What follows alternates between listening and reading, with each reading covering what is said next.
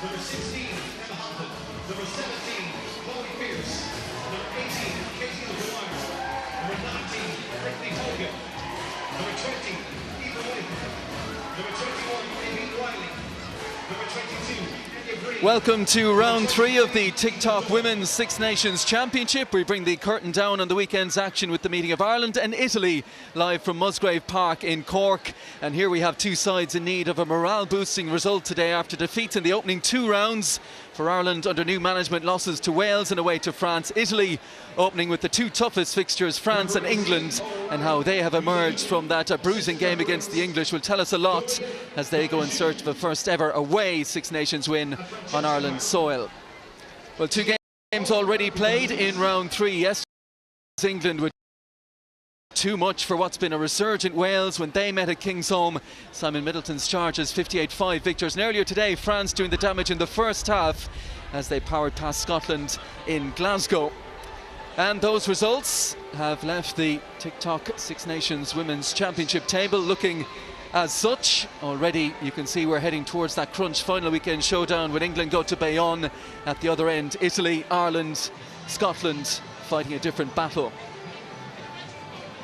Well, in terms of the Six Nations head-to-head, well, it's very much stacked in Ireland's favour. Italy struggling for victories. And certainly when you transfer that to games in Irish soil, it is very much all Ireland.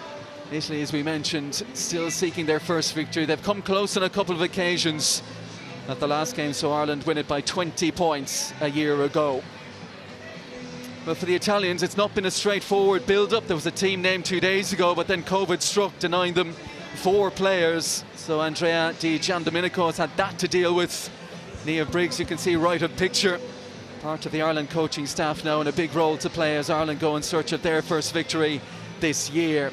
Well, a big factor in speaking to Nia Briggs earlier is the weather conditions. Temperature in and around 9 degrees, but it's the wind that these players will have to deal with. It is strong, it is blustery, blowing down into one corner at the moment.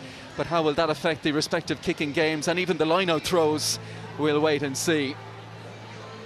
And on an historic day this, as Musgrave Park in Cork hosts its first ever Ireland Women's International Test match. Hoping for in the region of 6,000. Those that are in have been building this atmosphere nicely.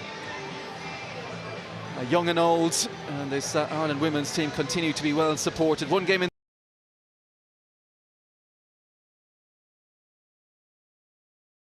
against Scotland up in Belfast at Kingspan Stadium as Ireland take their games around the country today.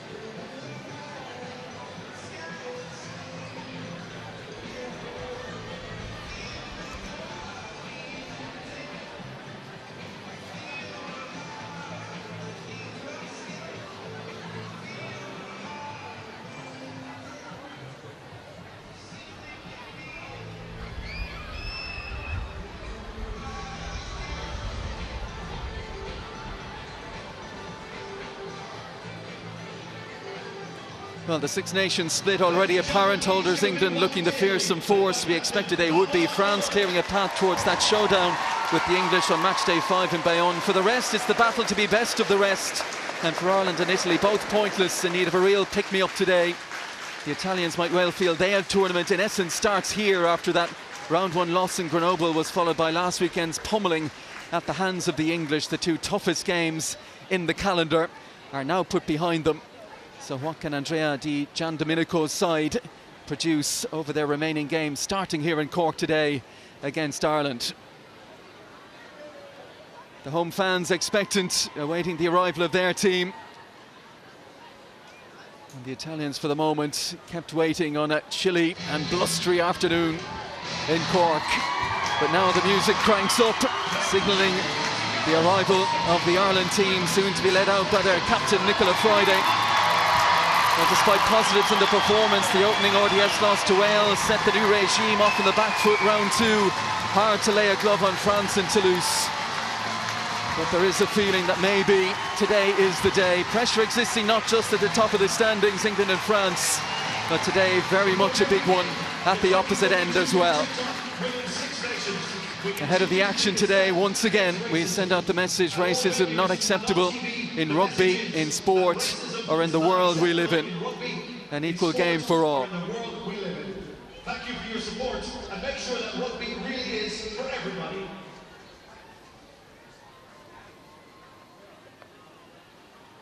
And also, in very, very difficult times, the rugby world stands in solidarity with Ukraine. And its people.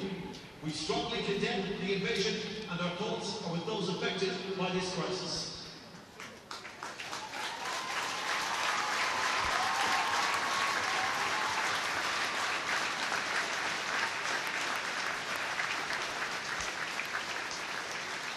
We are just about set to go. Firstly, we'll take the anthems.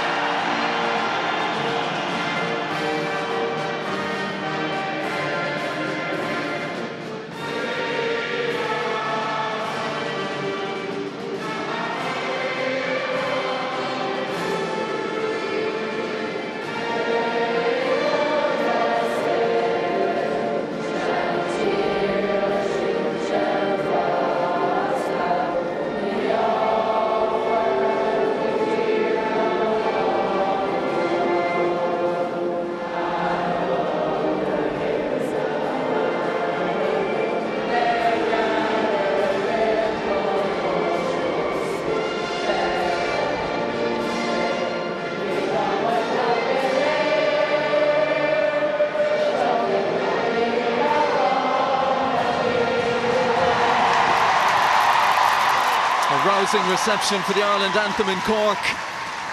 Can this be a venue that will serve to inspire?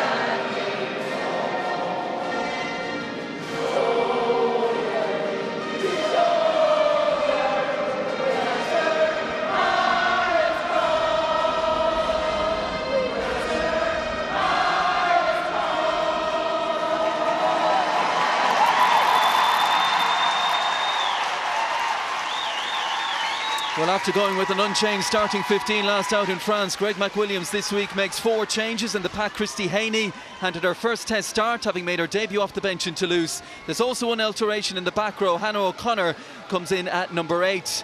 In the back, Sabine Riley makes way for Catherine Dane at scrum half, and there's a first start to the campaign for Bevan Parsons. She replaces Emer Considine in a move that sees Lucy Mulhall switch from the wing to full-back, a backline now brimming with that Sevens running threat. Italy, well, they have a handful of changes from that heavy home loss to England. In the pack, Valerie Federighi comes into the second row, and Beatrice Veronese starts at blindside. Hooker Melissa Bettoni, perhaps one to watch, having scored tries against Ireland in 2020 and 2021. Scrum half Sarah Baratin is restored to the starting side to extend her national record to 104 caps. A blow, the absence of Michaela Solari, but captain Manuela Furlan returns on Thursday. She was named fullback, but the updated team announced yesterday puts her on the wing. The Ireland bench includes Aoife Wafer, set to make her debut, and the returning Aoife Doyle. Italy with 7 of their 8 replacements with 5 caps or less. Long-serving scrum half Sofia Stefan, the exception. Fiona Coughlin's alongside me. Fiona, there is plenty on this for both teams here. We know the Italians have had a disrupted week in terms of players missing out now with COVID, and we've got the weather conditions as well to deal with. Normally you might say it's a tuck it up the jumper type of day, but it's not really how these two teams want to play. No, I think particularly in the first game against France, we saw how Italy liked to play. They kept the ball alive. They were unfortunate enough to score a try, and Greg McWilliams has spoken a lot about the high tempo game that Ireland want to play, and the need to feed the speed out in the wider channels, and how exciting the Irish backline can be if they get the ball to them. Set piece is going to be huge today, and that wind could play a part. Our referee is Aurélie Groselou, and it will be Nicole Cronin to get this one underway. Well, which of these two sides will settle the quicker? Immediately Cronin looking to keep the Italians guessing with a kick to that far side. Sarah Baratin back in at scrum half, all the experience in the world, and in particular that Italian backline. So many caps to count on. Here is Madia into midfield. Rigoni keeps it moving. Dinka, one of the late call-ups, back into the starting 15. And the Italians already, no suggestion yet of putting boot to ball. Looking to gain some ground. Madia again, and they're showing some ambition here in the early stages. When you consider England ran in almost a point a minute against them in a record-breaking defeat for the Italians in Parma last week. A lot to work on in terms of tactical play and being in possession and out of possession, but in terms of the mental side of the game as well, it's a big defeat to come back from. Dinka gets on it again. Christy Haney, big day for her in her first start, trying to get over and get her hands on that ball. Big hit from Nicola Friday, and now eventually Rigoni does decide to kick it, and it's a great looking kick as well. She's dropped it over the head of Lucy Mulhall. Just needed a slightly counter bounce for the 50-22 Rigoni. But now Mulhall, her first selection at full back, and that's going to be an interesting one today. Super kick by Rigoni in the end. I'm surprised it took them that long. Italy are playing with the wind down into this left-hand corner. It was one of their Achilles heels in the Six Nations last year. Italy did not use a kicking game to any good effect. They're going to have to if they're going to play in the right places. They can play great ball, but they have to play in the right place of the pitch. You can see Lucy Mulhall didn't get much yardage on her kick because she's kicking into a huge wind. Now the Italians already inside the opening 2 minutes with an injury to deal with, and given they lost the likes of Solari and Duca from the second row to COVID in the last few days. This is the last thing they would have needed.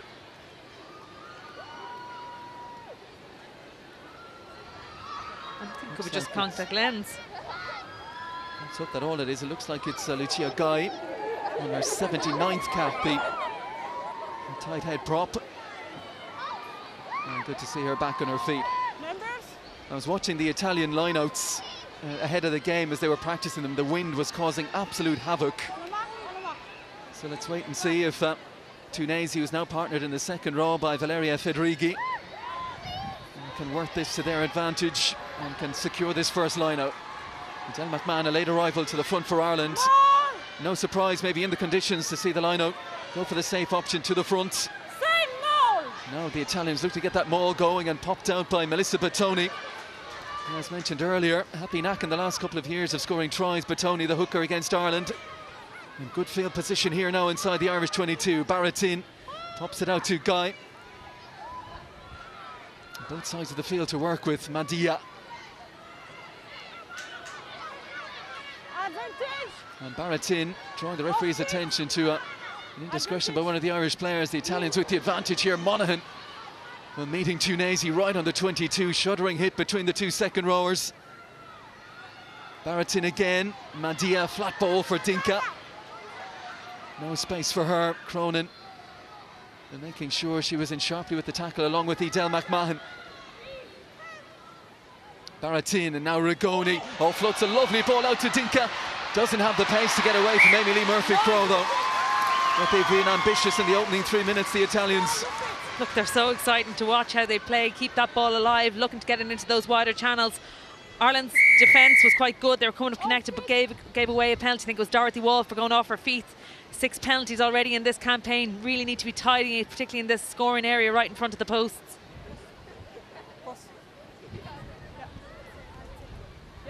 Now what's the option? Manuela Furlan, the captain, has just decided that Rigoni, I think, is going to have a pop at goal here. Or is she? No, she's not.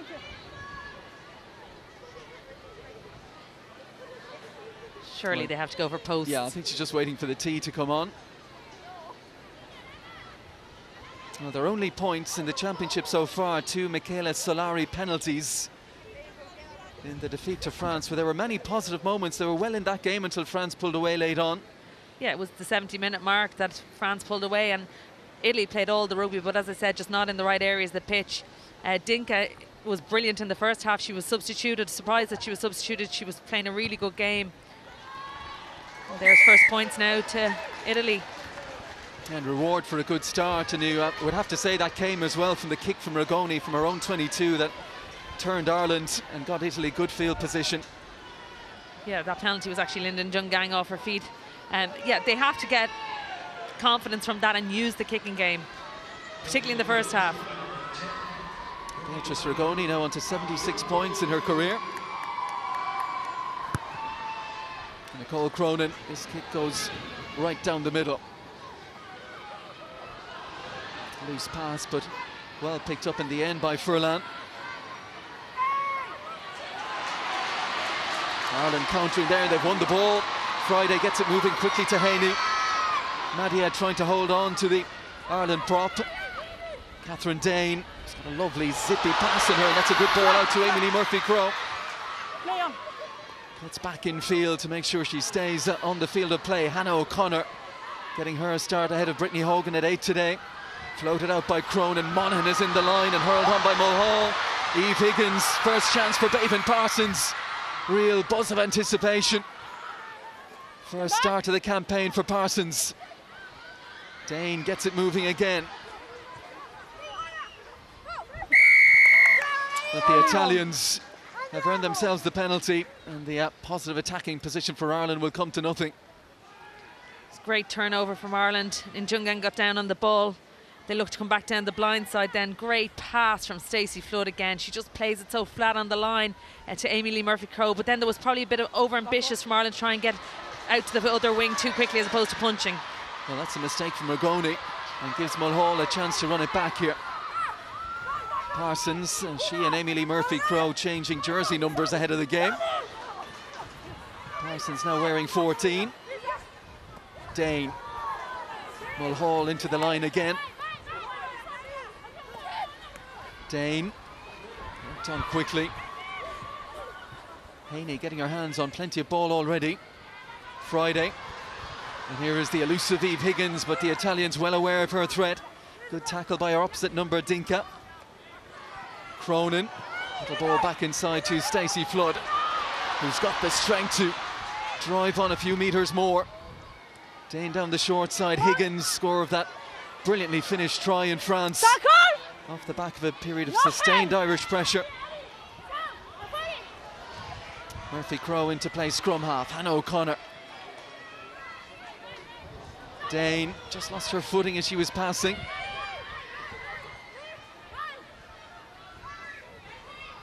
Flood. And the little grubber kick through. Back one. How's that been knocked on? Barrettin. Giordano.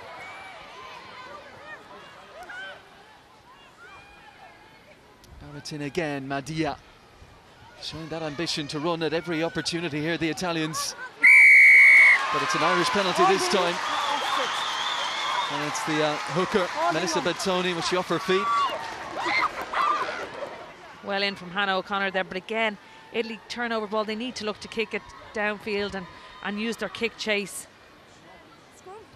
Good tackle by Nicola Friday. Hannah O'Connor just judges it, gets into a low body position, and Bettoni's off her feet there as well.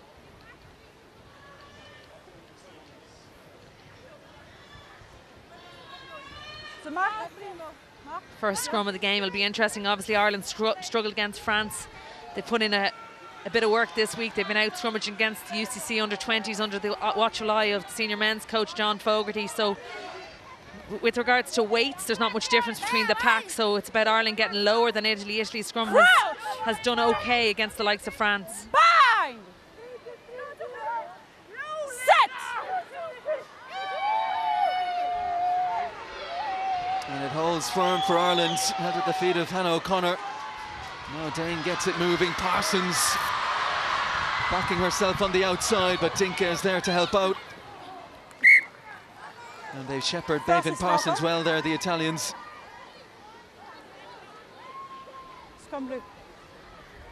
Ireland's got the scrum up on the left-hand side. Parsons was 1v2, probably wasn't the right option. They marshalled her well, good scramble defence from Italy. Parsons, one of the try scorers in the World Cup qualifying win against the Italians in Parma last autumn. A tournament that really was to turn on that game against Scotland, the late Sarah Law kick, the late Eve Higgins sin binning. And of course, ultimately the fact that Ireland will not be heading to the World Cup. The Italians are World Cup bound, first time they will be at back-to-back World Cup since 98 and 02. And that's excellent work from Ireland at the scrum. They've got the penalty. Yeah, Maris has gone in there at an angle. It's a good return from Ireland now. Kick into a good position here and see what their line-out can do. Christy Haney has made some impact already. Yeah, look, she came off the bench last week. I thought she did well. It was tough coming on with regards to the scrum, but she carried well. She took it to France last week. You can just see Maris in there on the angle, causing the scrum to turn around. Lyndon Jungan could probably get a little bit lower there still. On the line, Blue! Line out to the front and Hannah O'Connor. It's a bit awkward, but great reactions from Sam Monaghan, who's had a big tournament. And now Parsons with that jinking step back on the inside. The ball's been ripped up by Rigoni. Advantage over. Dinka will kick away. And what's the chase like from the Italians? There's time here for Mulhall. Tackle! Dane. McMahon with hands out in front, waiting for it. Gains a couple of metres. Dane again. Here's Higgins. Looking for space. The Italians strong in their midfield defence. Dane once more. Cronin, little pop pass for Niamh Jones is just forward. Yes, it's clear. Yeah, over eagerness to get into that gap that she saw opening up Niamh Jones, but right idea. It's Ireland punch that line, look for those gaps, just marginally forward. One of the big talking points when the squad was named was no Cleona Maloney, but Niamh Jones has taken her chance. She's been prominent in the games, big tackles. I think from a defensive point of view, she's certainly stood up, not just a huge amount of tackles, lots of dominant tackles when I think it's 35 over the first 2 games, and you know that's huge. Now we have to see her in the attack side of things as well and nail that set piece. She's got a small frame in that scrum, but she needs to look to impose herself somehow, get into angles, look to work that Italian front row. And Maloney was a big ball carrier, wasn't she, and a try scorer as well. Yeah, look, I suppose they're different types of players, and it was said that it was on form that Cleena wasn't here, so she has to just plug away back in the Premiership and hope to see that her form gets her back into contention in this squad. Andrea Di Giandomenico, appointed in 2009, oversaw Italy's first away Six Nations win in Bridgend in 2010. A year later, they've won 10 away games in their Six Nations history, 5 in Wales, 5 in Scotland. They came close in Donnybrook 6 years ago. They lost by 11 points. Not on 9. It's still chasing this elusive first victory on Irish soil. Yeah, good scrum by Italy there, and just Barrington just knocks it on. She really just looked, she should have played it off the base. She picked it and dropped it again.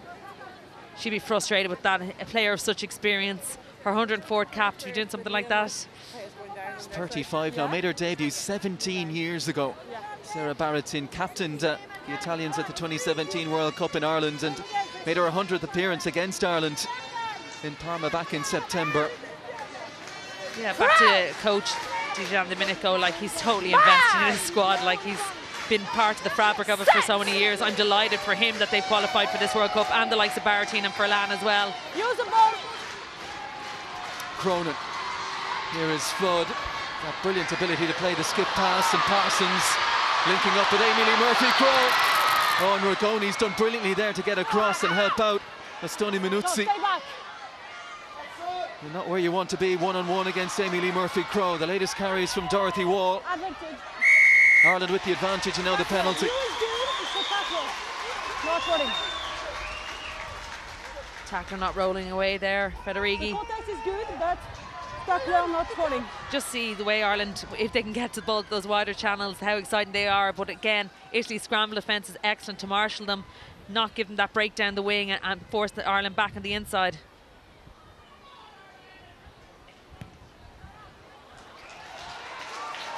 Cronin makes sure, didn't want to take every inch out of it, just making sure of her touch, which will land Ireland inside the Italian 22.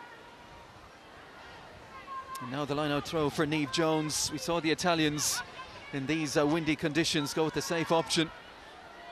What's the plan here for Ireland? And they've lost this one. Well, we saw it on a couple of occasions with good attacking line-out positions last week. They Ball is out. just didn't hit the mark. Ball is out. Ball is loose here as Ireland look to spoil. And now the carry from Tunisi. No hand, no hand. Zurek.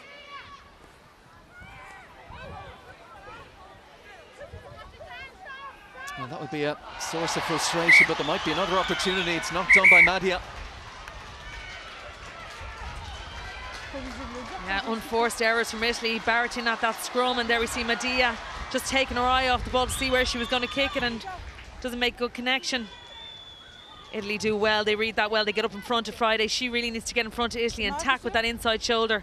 Whether that's hard up at 2 or hard up at 4, just in that 3 position, it's very hard to get the ball over that Italian 2 jumper's head. It's tough for Niamh Jones, so they have to change the call, particularly in these windy conditions. Attack hard at the front of the line out. You wonder in these conditions if we might see a little bit of improvisation with the line-outs, a few little run-arounds the front. And now the Irish scrum in a great position here. Emily Murphy-Crowe had gone in field, now she's gone back out to her right wing as the Italians get the squeeze on. It is Murphy-Crowe. Scored a brace on her first 15's start against the Italians last year. Cronin. Flat ball from Jungang. It's gone backwards though. And the Italians have slowed this down.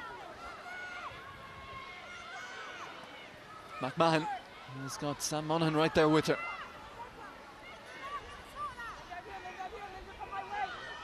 And Jungang.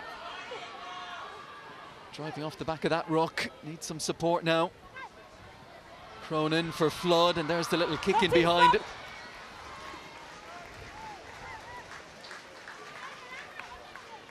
No real opportunity for Parsons to get on the end of it though.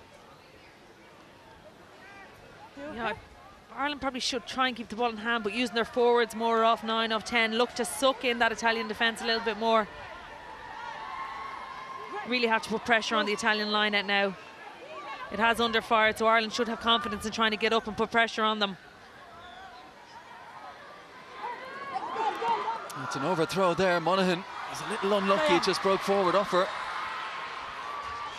Aurelio Grosalou is happy to let play go on though. Niamh Jones. You grab the tackler.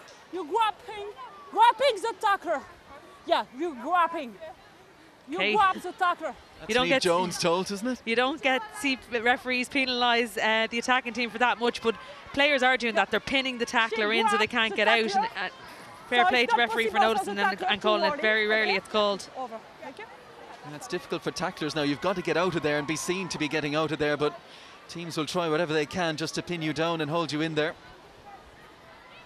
Yeah, you just see her left arm there holding her down to the ground. Now Bettoni, and that's better, well secured in the middle of that lineup. Madia for Rigoni. And the latest carry from Sarah Tunesi.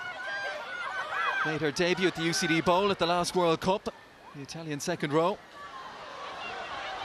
Awkward ball thrown out the back, and we've seen a few of those already. And Baratin looking to settle things down again. Lucia Guy. Back with Rigoni, and under pressure from Stacey Flood. She gets her kick away. Oh, it's a lovely touch from Amy Lee Murphy-Crowe. Off the boot and into the hands. And this time it's the Italians penalised. Dinka not rolling away. Some skill from Amy Lee Murphy-Crowe there. All the footballing skills. I don't think she ever played football. She was an athlete back in her, before rugby. Again, Italy probably aren't kicking at the right time there. At that stage, Ireland had 4 back in the backfield and didn't get a huge amount of distance on it. Skills. Just see Dinka, she makes the tackle and doesn't make any to roll towards the touchline. Well, the crowd well in this one now. Ireland with a great attacking position here. A venue that inspired the Ireland men's under-20s to some huge performances in the last few years. And now they've got the rolling maul going, line out secured. Niamh Jones burrowing in at the back of that. Njungan there as well. And you can see Locatelli trying to get her hand in there and disrupt. Stacey Flood, Ireland advantage.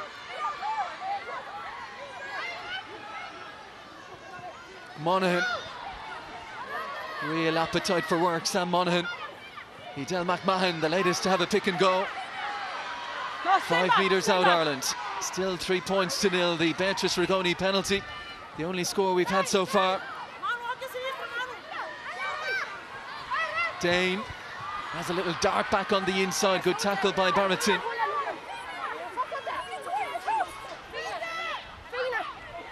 Niamh Jones again. Njungan. She takes some putting down, Linda Njungan. Ireland to meet her out now. Advantage offside. They're keeping it with the forwards. Italians offside. Ireland advantage once more.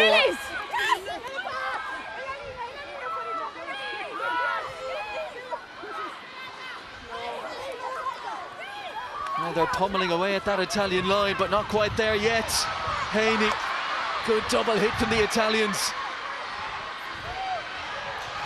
Dane, and it's on out wide, and it's Lucy Mulhall who's in. Well, they were patient, Ireland. They went with the forwards, knocking on the door, and then when the opportunity presented itself, passes going to hand, and a big moment for Lucy Mulhall on her 4th cap at 15s, and she's in for the try. Captain. Super control by Ireland. They had penalty advantage picked, sucking in the Italian defence. Quality pass from Nicole Cronin, picked off by Lucy Mulhall, coming into the line late, floating on the outside. She had Baben Parsons outside her, but didn't need her. Good vision there. Medea can't get to Mulhall, who just comes into that line of perfect timing. But again, that came from a good line out. They went up hard at 2. They had the maul. They got penalty advantage off the maul, and then just slowly worked through the phases to suck in that Italian defence to create the space out wide. Well, talking to Niamh Briggs ahead of the game, she said if we can get the right ball to these backs, they are absolute finishers, and you can see it in them. Not an easy kick this for Cronin. She struck it well though, but just couldn't bring it in. Difficult breeze to contend with. But Ireland in front now by 5 points to 3. We've been used down to years to seeing Nicole Cronin play at 9, but this move now, and Niamh Briggs will know her well, of positioning her at 10. Yeah, look, she was brilliant in the Interpros for Munster when they won that competition. She hasn't had a huge, obviously, amount of time there. She played for UL Bows in the AIL, so it's basically a year that she's playing in that position, but it's at these high-level games that she just needs more time to grow into the position, to learn how to manage that game under pressure. It's good in a way because she knows what's going through Catherine Dane's head, I guess, when she sees her playing 9. They'll have a bit of an understanding in that regard.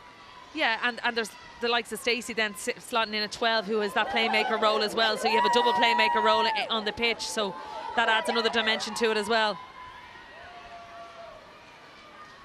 Just some attention here for Lyndon Jungang, the contact lens.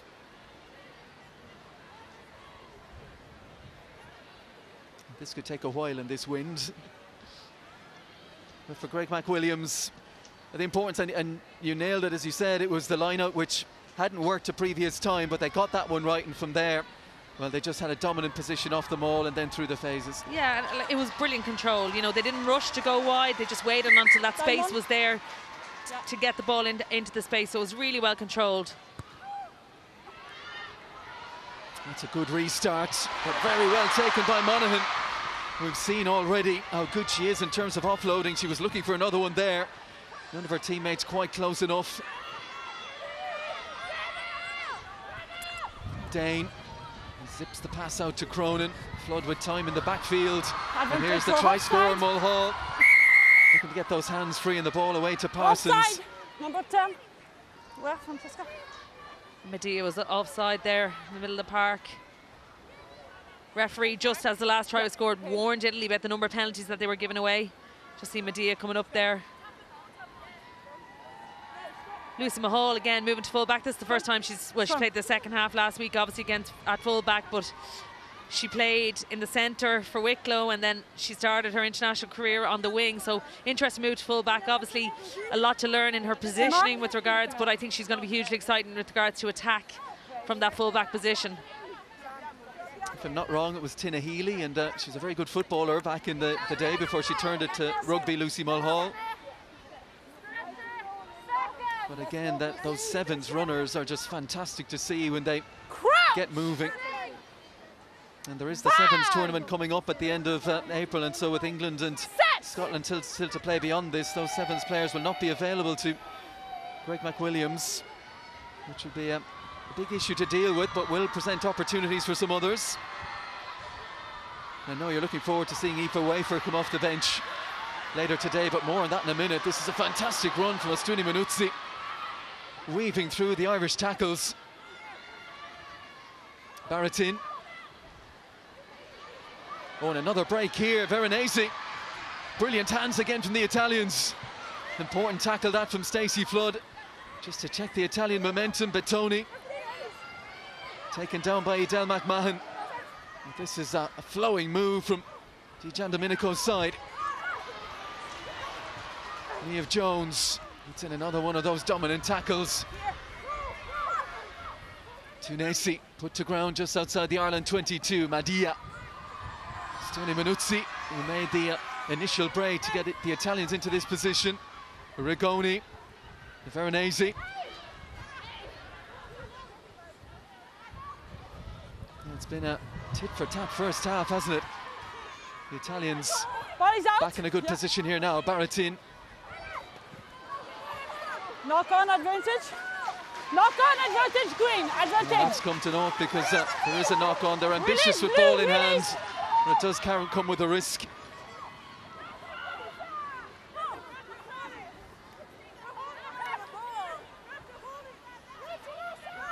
Dane trying to draw the referee's attention. That was an Italian hand slowing that ball down.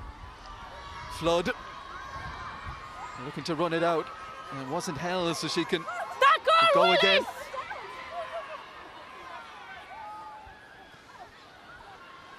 Advantage over for knock-on. No hands.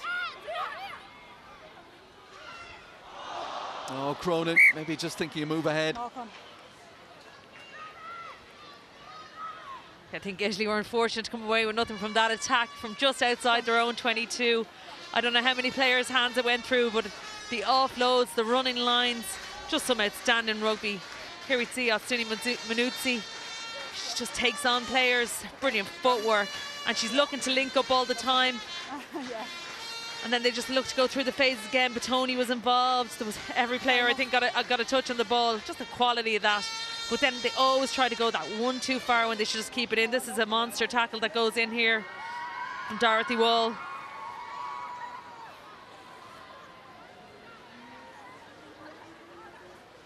Again, Nicole Cronin, just the over-eagerness to get the ball into those wider channels. Big defensive hit, all right, from Dorothy Wall. Only Poppy Cleo from the stats we were reading earlier in the week with more carries than Dorothy Wall so far. But in terms of possession, it's 60-40. Oh, look, I don't believe in any of those stats. France had, God, less possession than Ireland, less possession than Italy. I think they had less possession Even than Scotland today, yeah. And they're just scoring bonus point wins, so. Yeah, it's been said in many sports, you can have the ball, but it's the points that matter. It's what you do with it and where you play it. And Crouch! Greg McWilliams' appointment back in December brought with it memories of the glory years under Philip Doyle, but also an acknowledgement of the challenge ahead. Challenge to be faced without many of the departing top name stars. Here is Baratin, who seems ageless and still going. Dinka to lay the pass beautifully. Furlan. Baratin can see it. Out to Madia. That one's gone backwards. Madia again. Ragoni escapes through her hands, but well taken by Dinka. Furlan there in support. Tunisi with the pass into midfield, but Tony's got it away, and then Fedrighi. And it was the backtracking Stacey Flood who shot up out of the line, anticipating one pass more, who managed to turn and check and get back and get Ireland back in possession. Stop! And Flood 6, herself to kick it stop. away. You're onside. Nice piece of work by Furlan, but Nathan Parsons standing there waiting for her. Bundles her into touch. Furlan should have done better there. She should have played that ball on the inside. She had support there from McGaddy. Thought she might be able to take Parsons on. There's very few players that can take Parsons on. That ball had to go back on the inside. Time off. Good left foot from Stacey Flood to get Ireland out of trouble. And then it's the quality of the chase. She does it remarkably well to stay in here, but she had to pass that ball. And Bevan Parsons, she's been itching for the start, coming off the bench in the first couple of games. Yeah, look, we saw last week her over-eagerness at times. 3 errors when she came on the pitch in the second half. It's just eagerness to get on the ball, eagerness to make things happen, but she certainly gets the crowd on their feet every time she does get the ball or get involved in some way. Yeah, she's an excellent try-scoring record, including, as we mentioned earlier, against the Italians in the qualifiers back in the autumn. Look, teams are conscious about what she can do. They'll marshal her as well as they can. They'll use the touchline to their advantage, which we've seen from Italy so far, not allowing the likes of herself and Amy Lee Murphy-Crowe too much space or time on the ball. Christy Haney requiring some attention.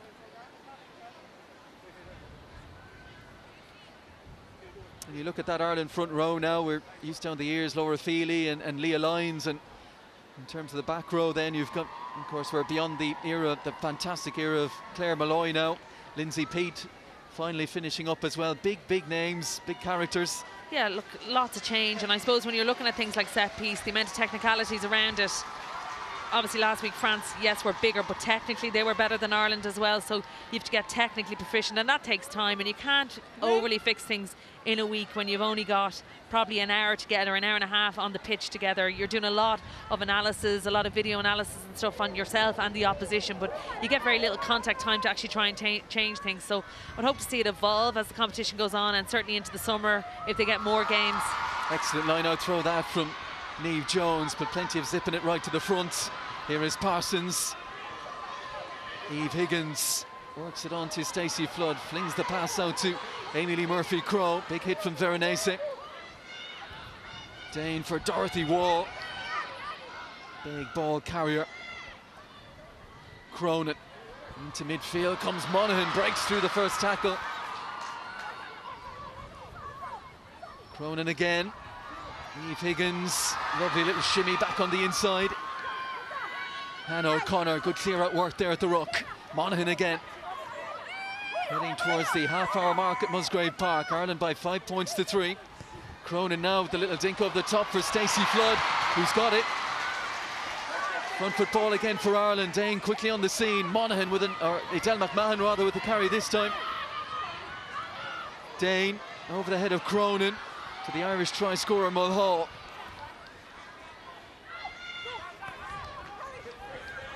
Niamh Jones. Release, tackle! Big clear out from Monaghan. And Jungang. Swiftly on to Dorothy Wall. Haney. Good pick up from Edel McMahon. And here goes Eve Higgins. Gets it into the hands of Parsons and off she goes. Babin Parsons dragged to ground by Tunezi. Yes. Vital tackle that from the Italian second row. In Jungang. Support there from Wall and from Haney as well. Dane for Cronin. Monaghan once more in midfield. Cronin pops it to Jones, who's through the first tackle. Niamh Jones, legs pumping, taken down just 3 metres short. Amelie Murphy-Crowe will get a second bite at this one and she's over. Or is she? Well, it looks like it's going to be pulled back, is it? Nicola Friday looking for an explanation. We have a tackle.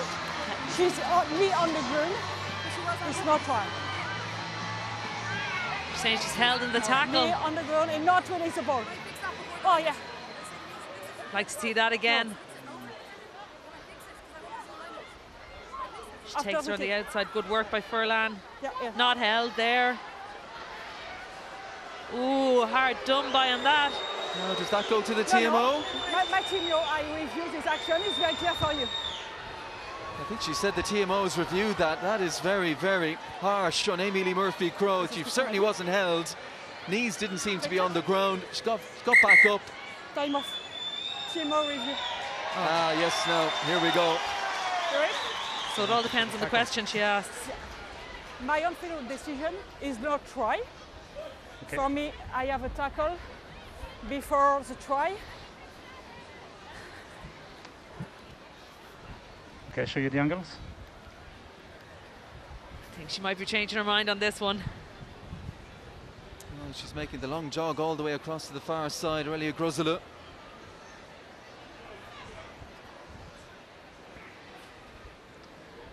She's got her near side touch judge with her as well, who would have had a very good view of this. Furlan did really well initially just to make the tackle. Not held. Up and off her feet again. Please.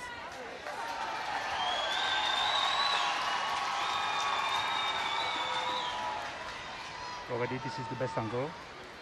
Back on you. Grounding's perfect. She's definitely not held by Furlan. She's back on her feet. McGatty tackles her over the line. That's a try. She was back on her feet before McGatty got This to is her the as best well. angle. Yeah, for me. We have a tackle for the Okay. 14. Go ahead with your decision. Yeah, are you agree? For me, it's a tackle for 14. Eric? Do you think the tackle is completed? Yes. Okay, go. I stay for my on-field decision. It's not try, it's a tackle. Eric Gozans is No, the it's a TMO, and he tackle. just seemed to say, are you happy with your decision? And try disallowed. Yeah, I think that's really harsh on Ireland. I think goes in.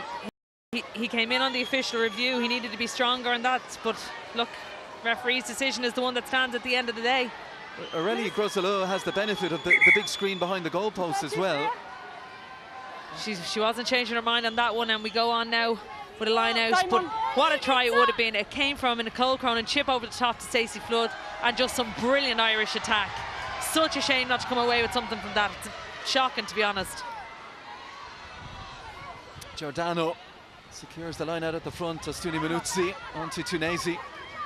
That's Outside. certainly a let-off for the Italians inside the last 10 minutes of this first half. But Tony looking to crash it up. Mark yes, ball is out. And the ball is out. Good work by Nicola Friday in there. Untidy possession here for Italy. Madia to Rigoni. Floated out once more. Furlan Good driving run on the inside. Met by a big hit from Niamh Jones, who doesn't hold back in the tackle, does she? Ireland penalty. Holding on. Again, Italy looking to overplay it in their own half. They're getting themselves into all sorts of trouble. Great work by Stacey Flood to get in on that ball. Ireland just now get into another good attacking position and see if their line-out can function from here. You look at the fixtures, despite Italy not having too many wins against Ireland, games have been tight, and this has been a tight first half. You look at this, Stacey Flood was there, Christy Haney as well, but it was Flood who was in there hunting that ball.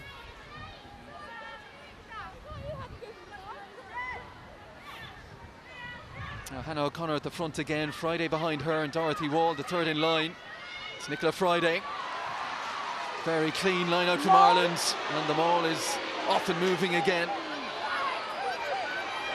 Jones and Njungang well positioned at the back of it and stealthily making ground here, Ireland. Looks to be in the hands of Njungang, and she'll sheer off now. Furlan and Madia charged with halting her progress. Friday. Can Dane keep this moving? Monaghan. Advantage offside. Again, always gains yards. Sam Monaghan. Haney. Head down, legs pumping. Ireland inside the 5 metres. Stay back. Dane for McMahon.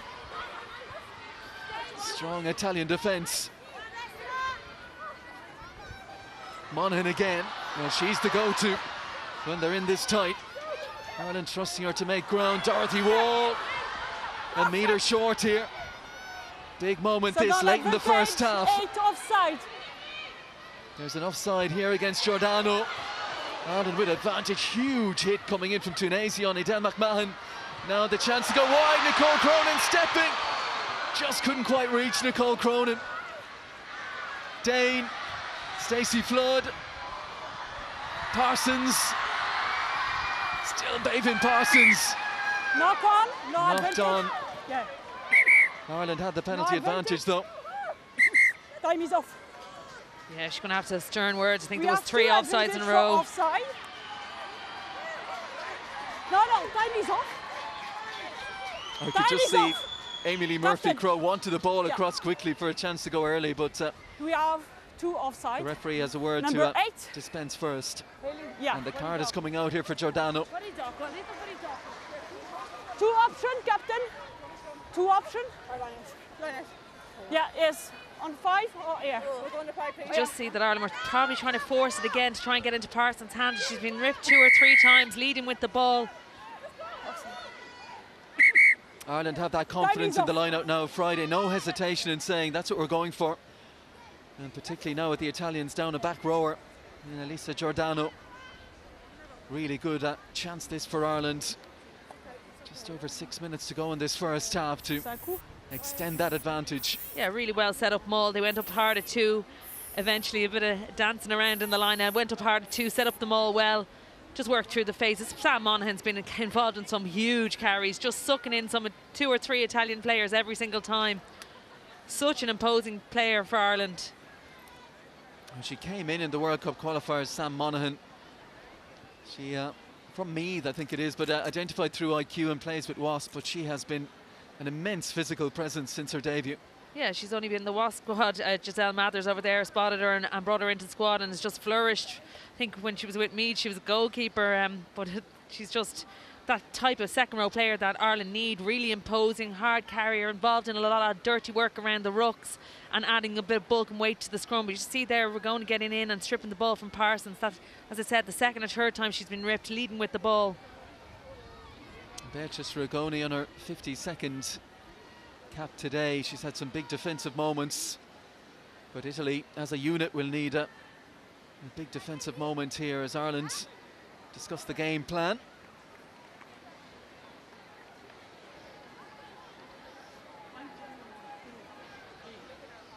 Diamond. Yeah, no, almost not far off 2-1 in terms of the tackles made. It's just all the possession Ireland have had. Italy are just under the pump, particularly in this zone. Ireland have to come away with something now before half-time. One loose line out early in the piece, but since then Niamh Jones has been bang on with these. Well taken by Hannah O'Connor. The crowd urging Ireland on here as they creep ever closer. They're the most threatening maul so far. They're very close, very, very close. They're over. This try counts, is it in Jungang? I think it might well be. Well, it's Niamh Jones. They get up together. It's one of the two. Yeah, I think it was Jones there at the back of the maul, controlling it. Worked by Catherine Dane as well to keep him checked. But again, simple line out, up at 2. Italy don't contest. They get a really good tight maul. See Hannah O'Connor here. No competition there from Italy. Really good at the front, not banking that line out, and then just great control here.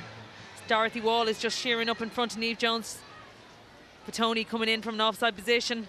Catherine Dane just marshalling her troops on. They would have had a penalty advantage off that anyway for Petoni coming in from the side. There's been so much talk this week and ahead of the game about the set piece, about the scrum, about the line out, but it's been a big plus for Ireland in this first half. That was an outstanding maul, and Niamh Jones at the end of it. If you're on the back of a good maul, hooker is a great position to be, isn't it? The tries will come. We saw Lark Davies yesterday for England, another couple for her. Yeah, Lark Davies, I think, in the Premiership is one of the top scorers, and she has a fair few at international level as well. And look, if you have a dominant maul, it's certainly something that you go to time and time again, particularly in that zone. Just drifted at the last minute for Nicole Cronin. They conceded the early penalty to Rigoni. It's been a really good reaction since then. The Italians have had their moments, but Ireland are playing now, and off the back of a set piece, that always gives you a good platform to work with. And being ruthless when Italy are down a player as well. I think it's really important. It won't just happen for you, it's about making things happen for you when you've got a one-player advantage. And Italy won't be seeing their number 8, Elisa Giordano, for the rest of this first half. Can Ireland make hay in that regard in the minutes that remain? Not too many. And Jungang. Fantastic moment for Niamh Jones to get the try, having made her debut in October 2020 against the Italians. Cronin floats it out to Flood, on and turn to Higgins. Mulhall, Parsons. The only real option she had, looking for the kick and chase, is the Italians converging her again over there. Well recovered by Eve Higgins there. We haven't seen a huge amount of her yet, but she has been on form the last 2 games for Ireland. Not a lot of options for Parsons, but in heavy traffic there, trying to get the kick away. Her range isn't an issue for Bevin Parsons. Remember that try she scored, was it 2 years ago against Scotland in Donnybrook, where she intercepted and ran the full length of the pitch and there was no one getting near her.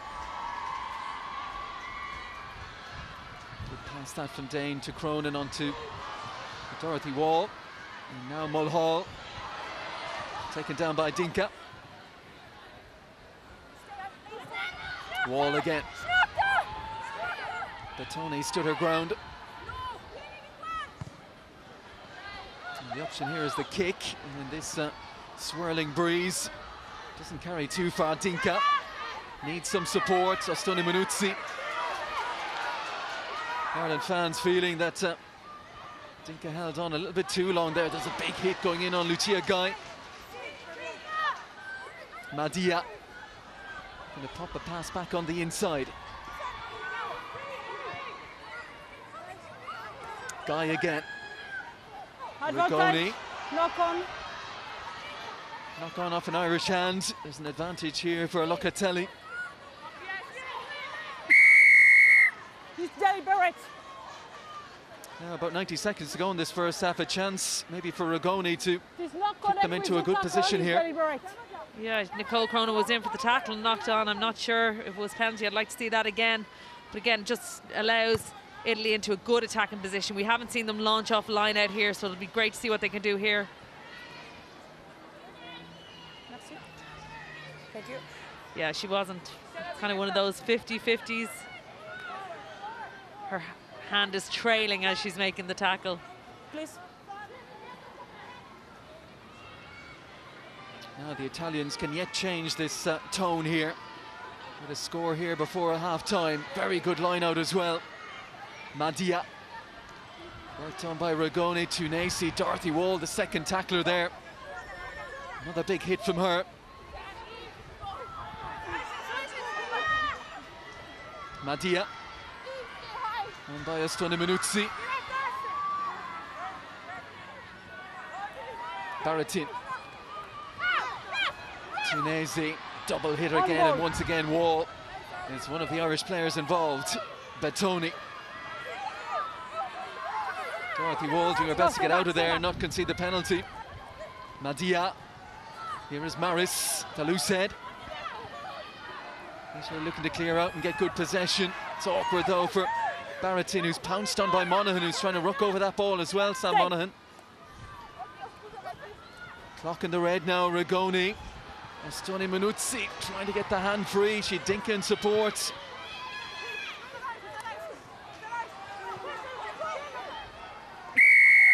Offside. The Italians offside. Ragone. Yeah, I think she was in the ruck and then picked it through the ruck. You don't have the last player in the ruck. Offside. Well, that will see Ireland, I would imagine, safely through now to half-time and into the dressing rooms with a 7-point advantage. Well contested first half. Ragone's penalty, 4 minutes in. The opening score of the game, but the 2 tries of the first half have come from Ireland, from Lucy Mulhall and from Niamh Jones. One finished by a back, one by the hooker. And Ireland off to a good ovation here in Cork. It's a game with a lot on it, as we mentioned. 2 sides who have lost both opening fixtures in the opening 2 rounds, but it's Ireland with the advantage. A 7-point lead at half-time. Ireland 10, Italy 3.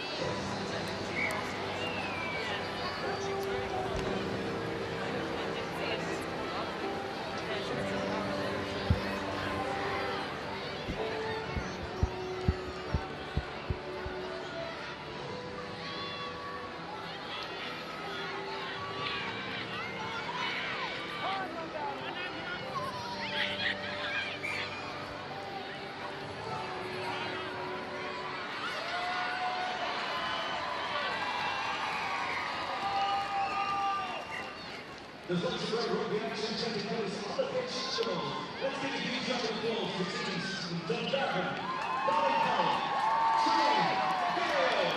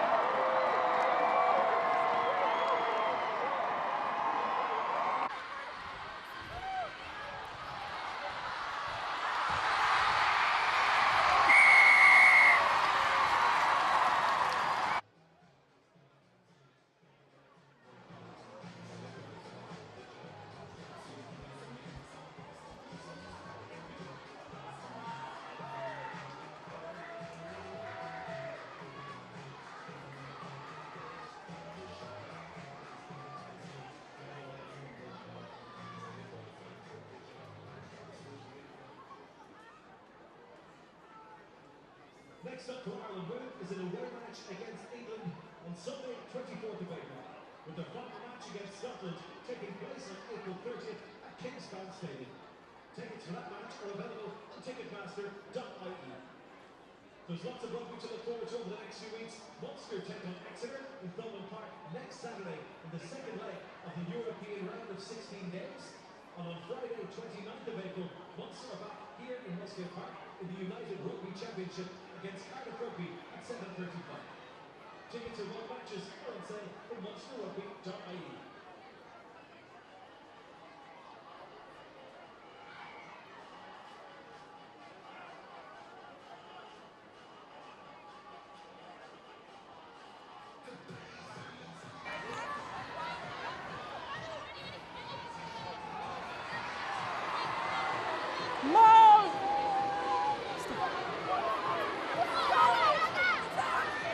Advantage number 2.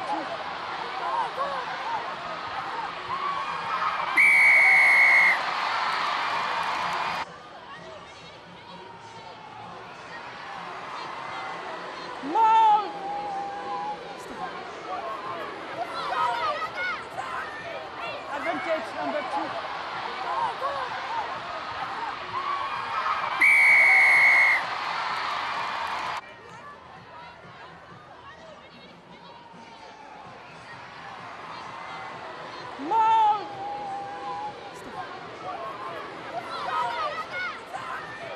Advantage number 2.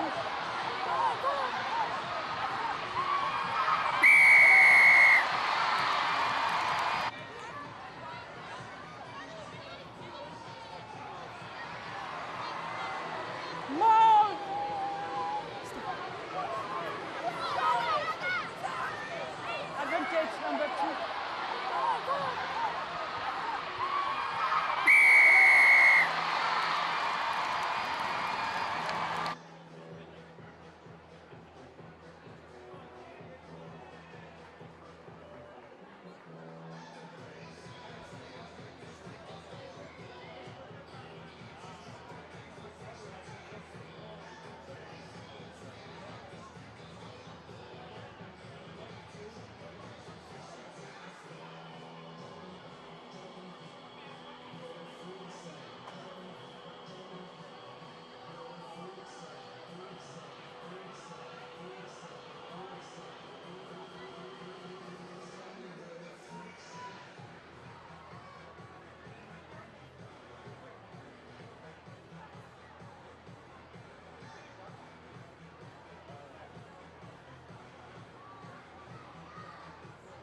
Just a reminder to everyone who's parked in the Black Ash Park and Ride car park this evening, the car park will close at 9 p.m. sharp.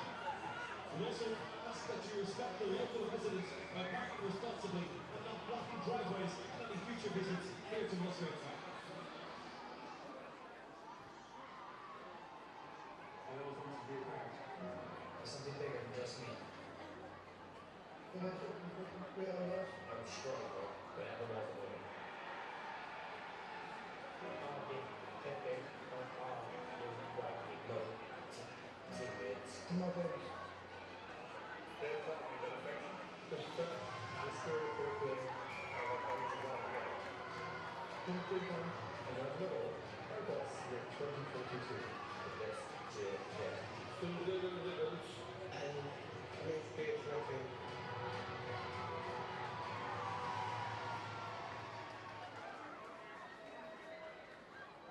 Don't forget to stay up to date on all the chat on Twitter by following @IrishRugby on Twitter and using the hashtag #NothingLikeIt.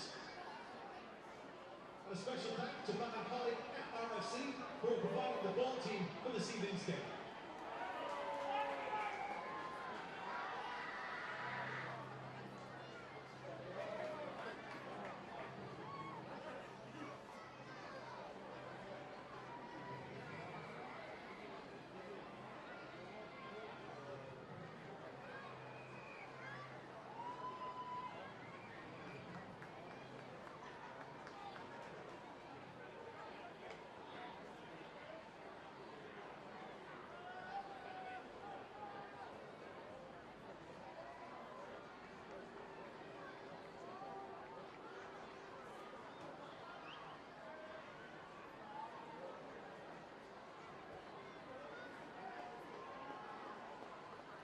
One more time, let's get a huge round of applause from the teams from Dungarvan, Ballincollig, Tralee, and Garryowen.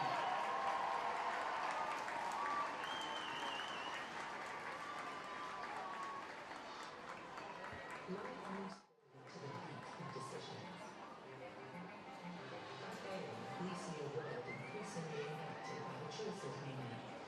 That's why we shape decisions that protect and grow communities so we can all achieve our full potential. Our job is to provide clarity and confidence to every young client, making them better informed, better equipped, and able to make better decisions. AIM is the business of better decisions.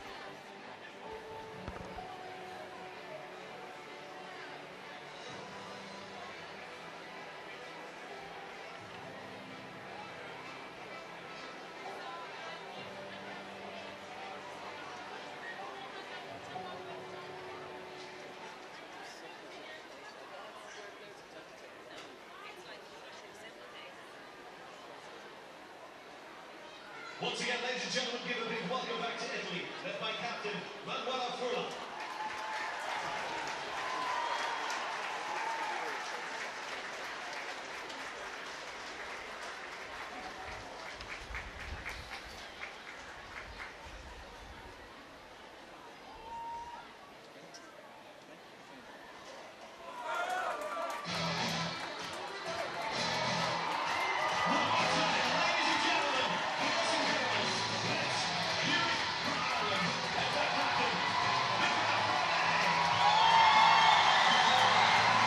So Ireland emerge for the second half, the final game in round 3 of the TikTok Women's Six Nations Championship this weekend. Ireland with a lead at half-time, but the Italians still very much in the fixture, and it looks like Italy have made a change at half-time as well. The experienced Sofia Stefan, who was a try scorer when Italy beat Ireland back in Parma in 2019, has come on, and it looks like she's replaced Veronica Madia, so it looks like there will be a little bit of a tactical reshuffle here. Fiona will keep tabs on that.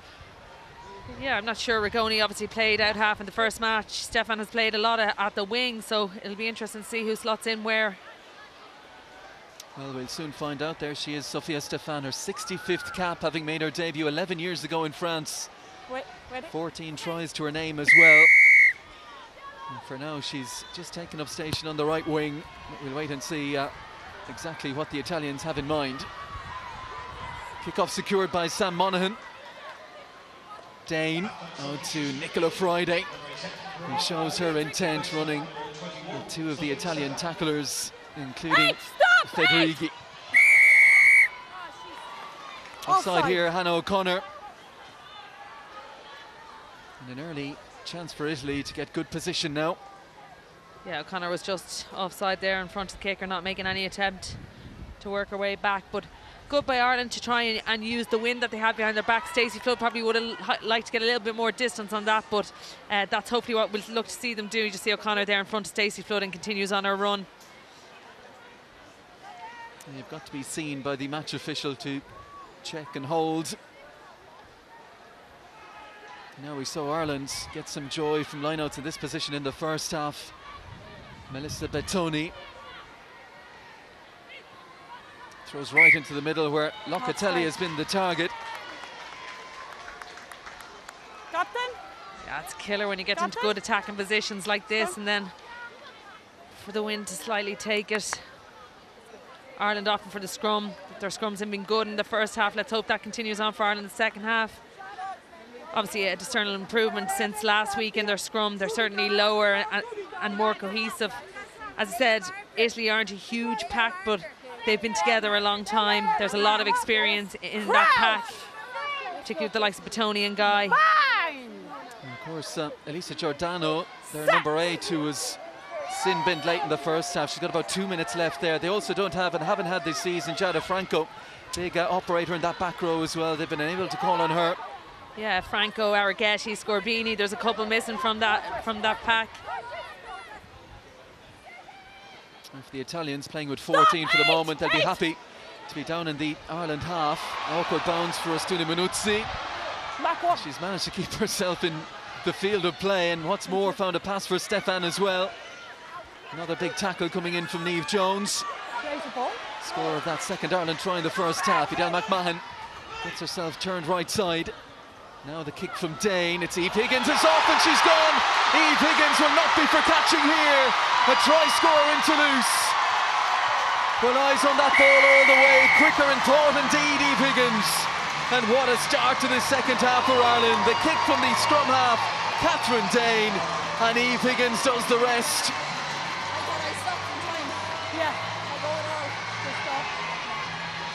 Super try. I didn't think there was much on them when Dane made that kick. I didn't think she kicked it far enough, but well plucked out. Just see here where ball comes from. Great turnover. Hannah O'Connor there, making up for that penalty she just gave away. No one in the backfield for Italy, and Higgins picks that up beautifully. Again, this all stems from a good Irish scrum in their own 22. They kick for position, and a super finish from Ireland. Well, just as they concede that try, Italy now back to the full complement with the return to the field of Elisa Giordano, who thought she was coming on at 10-3. 15-3 now Ireland with the conversion attempt to come. But she is so sharp, Eve Higgins.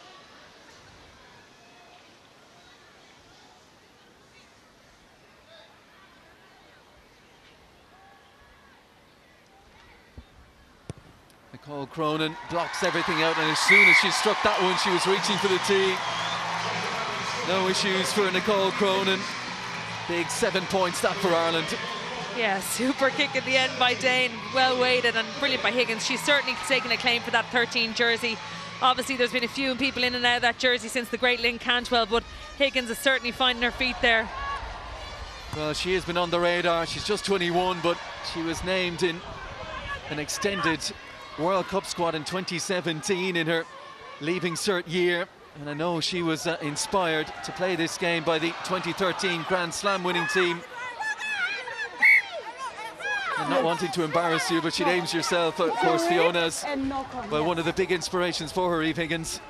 It's only because I thought with her auntie. No, to be fair, she was such a bright spark coming up through those ranks at underage. First of all, in Barnhall, I thought she would have made a great out half if she'd be given time there. She was obviously plucked away by the sevens, and it's just great to see her back now in a 15 jersey and seriously making it her own there. Adding to a brilliantly taken try in Toulouse last week, Eve Higgins with another one here.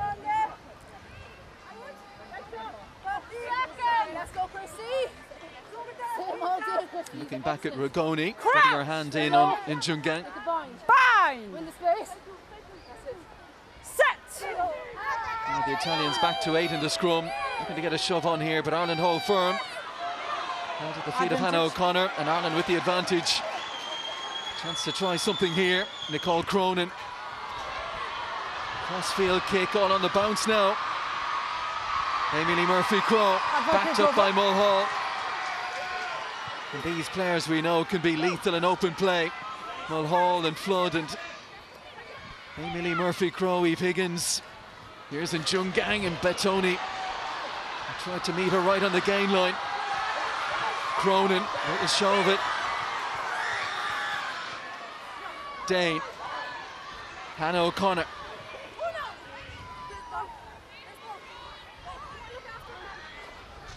Here's Stacey Flood, Dorothy Wall, and Monaghan together. Dane again. Little dab through from Stacey Flood. Awkward bounce, that one. And Ireland have the penalty. Offside. Some super play from Ireland in those last two attacks. Obviously good decision to kick into the space by Nicole Cronin. Great chase by Amy Lee Murphy-Crowe, and just her ability to keep that infield is outstanding. Furlong questions that bounce of the ball. Brilliant work there. Again, they worked through the phases of some great interlinking between the backs and the forwards for Ireland. Mixing the game up nicely here, Greg McWilliams' team. There you are, you have your loose head, your hooker looking to keep that ball alive. Brilliant carry by Nicole Cronin. She's only 50 kgs, but she makes gain line on that carry. Oh, Dinka was just in front there. Furlong who knocked on the ball. Too tempting for Dinka in the circumstances. Good take at the front from Friday this time. Ireland try and find that maul momentum. It's not there this time, so Jones takes it away. Stacey Flood. Amy Lee Murphy-Crowe has somehow plucked that one. The ball is available. Off the ball issue between Barrington and Niamh Jones. The referee might revisit that in a moment, but Ireland in threatening position again. Niamh Higgins looking to pirouette away from Dinka. Cronin is going to try and release that ball. Njungang. And right there on her shoulder is Mulhall. Dane for Wall, who just fumbled it. Knock on. No. Yeah. I was probably surprised to see Stacey Flood looking to grubber that in behind, and sometimes with momentum and things are on your side, the bounces up kindly to Amy Lee Murphy-Crowe. The ball is. She's always hungry, looking for work off her wing. Just play. Yeah, but there. No. Yeah, no problem. Yeah. The last scrum, your position. And Dorothy Wall offering the hands of apology. Yeah, we probably haven't seen a huge amount of Wall in this season, Six Nations. Obviously she came on like a blaze last Six Nations and she was outstanding. Sometimes it's that second season syndrome, you know, just get caught between coming on players. Opposition don't know you too well, so you're giving that little bit more space and time, and she's just not getting it anymore.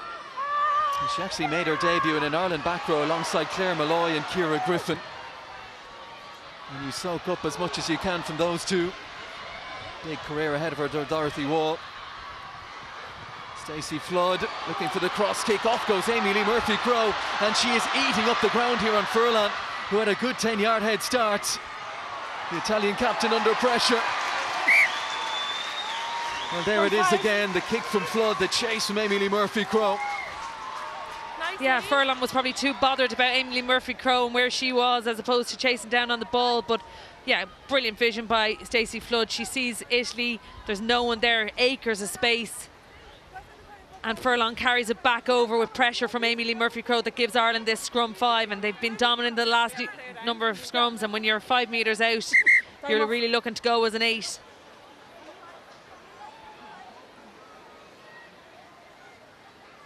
Great defensive work from Amy Lee Murphy-Crowe there, pushing her back over that try line.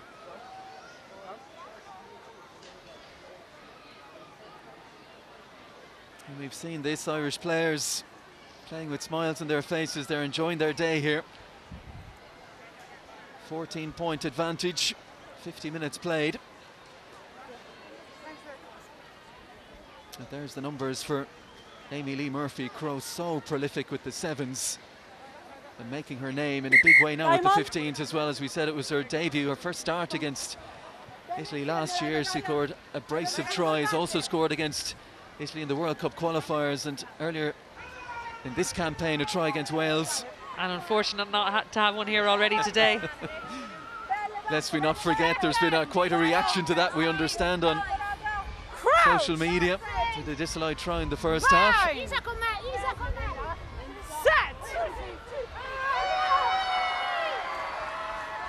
Rock solid scrum for Catherine Dane. She'll leave it in there for a moment as well. Cronin. Now Flood with the kick through. Stina Minuzzi and Rigoni on the cover though. Yeah, penalty advantage there for Ireland at the scrum. La liaison, elle n'est pas bonne, donc il faut qu'elle rectifie, ça fait déjà 3 pénalités. Elle n'est pas loin ou Non, elle est, non, elle lâche la liaison, elle enlève Ok. son bras et elle passe dessous. D'accord? Donc c'est la 3e fois. Yeah, third time, if my French is standing up to scrutiny. Yeah, you just see here that Maris has her arm down to ground and is totally on the ground. And good French from Batoni there. She plays her rugby obviously in Stade Rennais, so. I thought you were going to say good French from me. Oh, I sorry, only that picked too. up a little bit of it. Crouch! Still a really good attacking position this round for Ireland to go with the scrum again. Set! And Jungang against Guy, that's a heavy hitting head to head. Ireland get the shove on this time and advantage as well, and referee's going across, penalty try. Aurelia Grosselot has seen enough. Yeah, Maris was going to ground again on that scrum, and Ireland hugely dominant. Penalty try, that's the bonus point try for Ireland.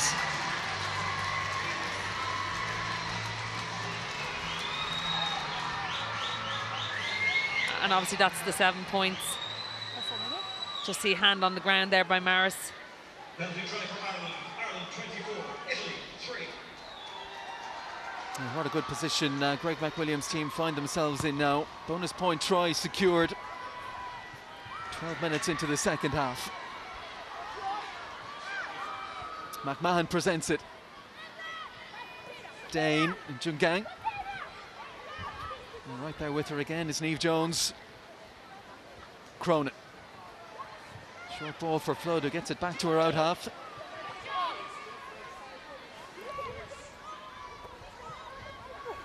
Well, they'll be looking to see now to a big morale boosting victory, Ireland, considering it's Welford Road next to face a rampant England. And they finish off in Belfast against Scotland. Stunna Manuzzi gets her hands free, then worked on by Federighi. But the Ireland pressure is good for Lan, snagged by McMahon. Ragoni. Batoni certainly one who will never give up the fight, the Italian hooker. Baratin. Oh, big hit there as well, coming in from Offside. Lucy Mulhall, but Ireland offside this time. Thank you. Yeah, obviously it's difficult for Italy in this half. The wind is in their face. They're not going to get a huge amount of ground if they do go to kick it in open play. And you can see on the flip side, Ireland are going to look to kick it more. Italy have 4 back there in the last phase, and Stacey Flood was looking for that little bit of space in between the front line and the back line. Knock here for the captain, Nicola Friday. Just with this break in play, if it is all being set up, the TikTok Six Nations, for that final game in Bayonne between France and England, what a fixture to look forward to that will be. Yeah, look, I think ticket sales already they've nearly sold out there in Bayonne, so it'll be a huge game. Current form, you would say England are hot favourites going into that. They've mixed and matched their team in the first 3 rounds. I don't think they've seen their strongest team start.